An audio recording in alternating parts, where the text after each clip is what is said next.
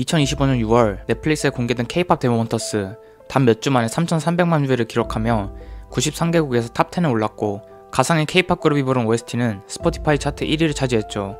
공개 2달 만에 전세계 1700개의 극장에서 떼창 상영회가 열리는 진풍경도 만들어냈죠. 이건 단순히 K-문화에 대한 관심도가 높아져서라는 단편적인 이유로는 설명될 수 없는 단계인데요.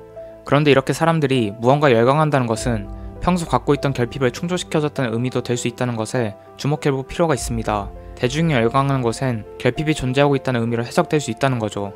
과연 어떤 결핍과 니즈를 충족시켰기에 이토록 많은 공감과 사랑을 받을 수 있었던 걸까요?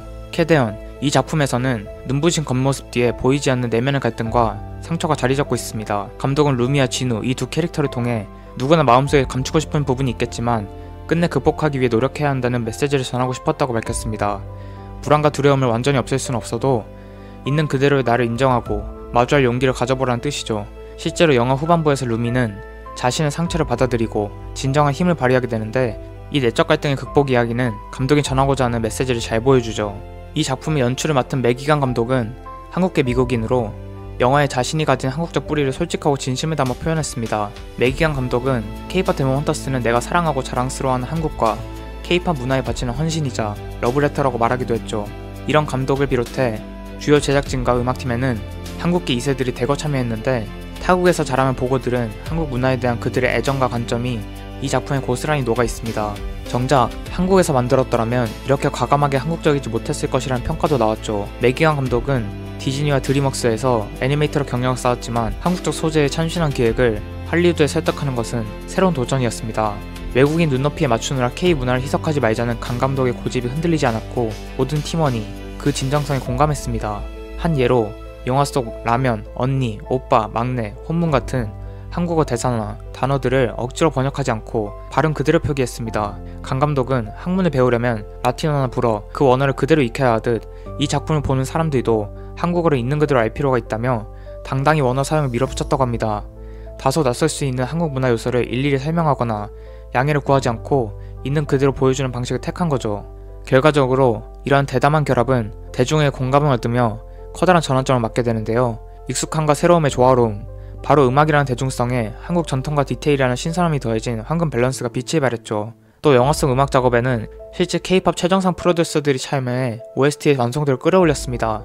블랙핑크와 빅뱅의 다수 히트작을 만들어낸 프로듀서 테디의 더 블랙 레이블을 중심으로 음악 완성도를 높였죠. 말 그대로 겉모습만 흉내낸 K-POP이 아닌 K-POP 그 자체였습니다. 노래가 좋으니 사람들은 캐대언을 반복 시청하며 팬덤을 형성했고 OST가 빌보드 메인 싱글 차트 핫백에 무려 8곡이나 이름을 올리는 기염을 토해냈습니다. 이런 캐대언은 한국 문화를 굳이 보여주려 하지 않고 그저 자연스럽게 녹여낸 연출로 주목받았습니다. 최신 K-POP 무대 같은 세련된 조명 아래 뚝배기에 담긴 설렁탕이 등장합니다. 식탁 위에는 한국식 냅킨에 수저 세팅하는 디테일까지 살아있죠. 또 북청 골목길과 낙산공원에서 펼쳐지는 대화까지 이렇게 겉핥기식 관광 홍보가 아니라 진짜 한국의 일상을 담아냈죠.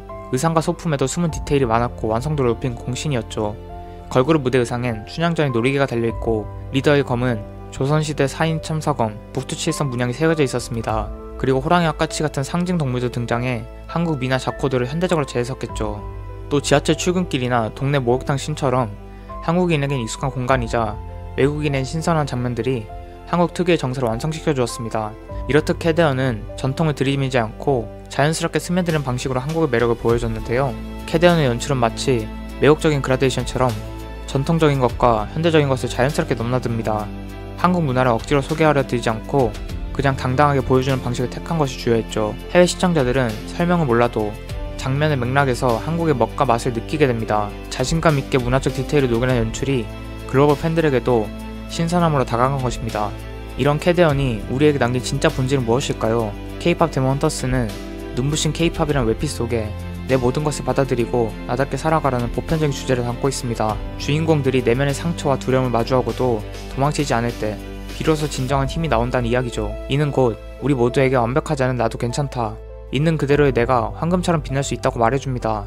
실제로 OST 골든의 가사는 완벽하지 않은 나도 황금처럼 빛날 거야 같은 치유의 메시지로 수많은 사람들의 마음을 울렸고 상실을 겪었던 작곡가 이제 본인도 작곡은 내게 치료였다고 밝힐 만큼 진심을 담았습니다. 외국 한 인터뷰에서 이제는 이런 질문을 받았습니다. 과거로 돌아가 연습생 시절에 나를 만난다면 뭐라고 말해주고 싶나요? 잠시 말을 고르던 그녀는 영어가 아닌 한국어로 이렇게 말했습니다. 수고했어, 잘했어. 그리고 덧붙였죠. 지금의 내가 너를 행복하게 해줬길 바란다고요.